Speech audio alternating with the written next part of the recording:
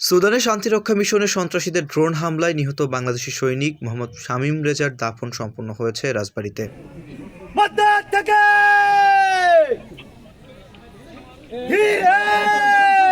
গত ১৩ ডিসেম্বর সুদানের আবাই শহরে জাতিসংঘ শান্তিরক্ষা মিশনের দায়িত্ব পালনকালে সন্ত্রাসীদের ড্রোন হামলায় ৬ জন বাংলাদেশি সৈনিক নিহত হন।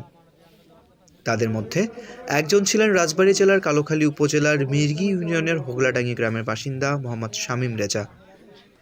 আজ রোববার দুপুরে সেনাবাহিনী মরদেহবাহী হেলিকপ্টার তার মরদেহ কালোখালী উপজেলার মিনি স্টেডিয়ামে পৌঁছায়।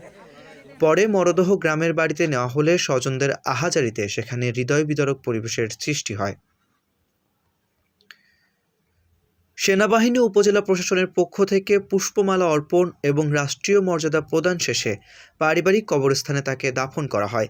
স্থানীয়রা জানান, শামীম রেজা ছিলেন একজন সৎ, নিষ্ঠাবান ও দায়িত্বশীল সেনা সদস্য। তার মৃত্যুতে পরিবার ও এলাকাবাসী গভীর শোক প্রকাশ করেছেন এবং সরকারের সার্বিক সহযোগিতা কামনা করেছেন। রাজবাড়ী থেকে ইমরান খানের তথ্যচিত্রে দৈনিক জনতার আদালত, ঢাকা।